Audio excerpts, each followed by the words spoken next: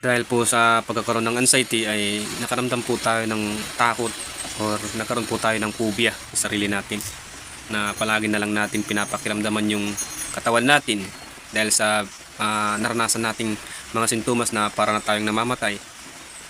Kaya nagkaroon po tayo ng phobia. Dahil sa hirap ng dinanas ko noon, parang nawalan din ako ng pag-asa na makabangon or iniisip ko palagi madali na yung buhay ko, baka ilang araw na lang mamamatay na ako, ganun. Ano yung isip ko noon? Talagang parang bukas, parang mamamatay na ako bukas, ganun. Ganun yung pakiramdam kasi yung sintomas talaga, sobrang hirap talaga ng mga sintomas na akala ng iba madali lang. Parang nervous lang, ganun yung sa kanila. Kaya mo yan, sabi. Pero ang totoo talaga, kahit sabihin natin ay talagang sobrang hirap talaga. Kahit alam na natin yung mga gagawin natin or may mga nagsasabi na sa atin ng kung ano yung gagawin natin, parang ang hirap pag nandyan na yung mga sintomas niya.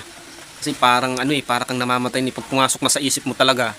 Yung isip mo, mababalang ko yung isip mo na parang yung isip mo para kang mahihilo, mahihimatay. Tapos biglang bibilis yung tibok ng puso, tapos magbigla kang manginginig. Tapos bigla kang naninigas yung leeg, tapos sumasakit yung dibdib, tapos nangangala yung balikat, tapos may panginginig ng paa. Madami pa dyan. Hindi ko pa nabanggit yung iba. Kaya kung naranasan mo yan, baka hindi mo din kayanin. Pero talagang pinapatag namin yung sarili namin sa araw-araw para makasurvive sa pagkakaroon ng ganito. Pero napansin ko sa pagkakaroon po kasi ng anxiety, parang tinutulungan din ako ng Diyos para sa sarili ko. Dahil lahat ng pagsubok nakakasurvive ako. Dati pag nag-iilaw ako ng gagamba noon, hanggang 7,000, 8,000 lang yung kita ko noon. Pero nung nagkaroon ako ng anxiety, nagkaroon na nga ako ng sakit. Pag nag-iilaw ako, talagang madami yung nahahanap ko, ganyan. Tapos napagwako po tong bahay ko. Dahil sa nagkaroon ako ng anxiety, andun lang ako sa bukid. Kasi kahit gusto ko nang umuwi, ayaw kong umuwi kasi pag uuwi ako dito sa bahay, nagkakaroon ako ng sintomas. Parang nabaliktad yung dati kong Dati, takot akong umalis ng bahay.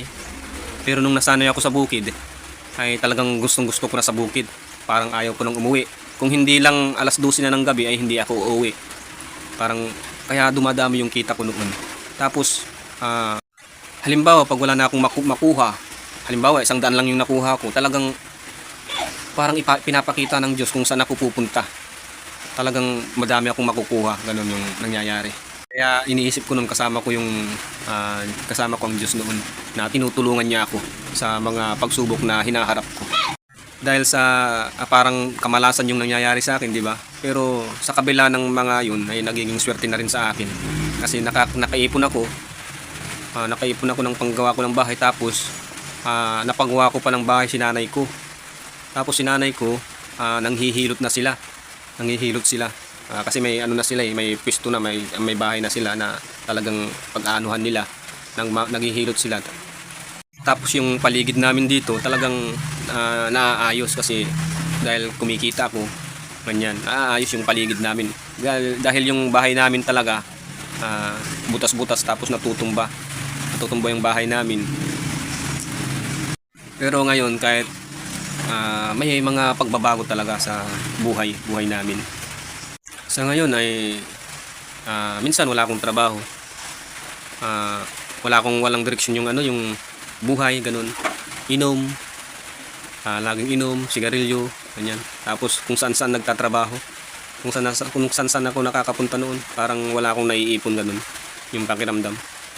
Pero nung nagkaroon ako ng anxiety, parang tinuruan niya ako na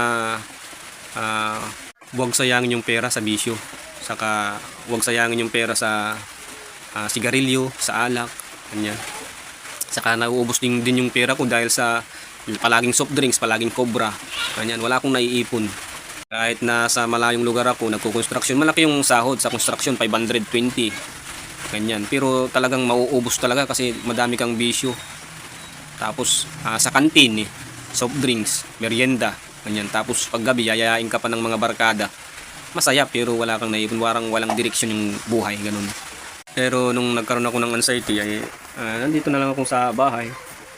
Parang naiisip ko yung mga ginawa ko noon, ganyan. Tapos nag-ano na rin ako, nagbablog na rin ako dahil sa anxiety, nagbablog na rin ako kasi may mga natutunan ako sa sarili ko.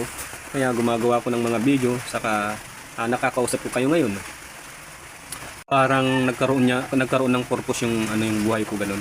Kasi araw-araw para akong nagpupus na lang, tapos sa gabi nag-iilaw na ng gagamba, tapos umaga nagtatrabaho dito sa bahay, tapos minsan nagpupus ako, nakikipag-usap sa inyo, di ba? Siguro darating din yung araw na babalik tayo sa dating ginagawa. Pero yung mga bawal talagang iiwasan na natin o talagang tatanggalin na natin sa buhay natin.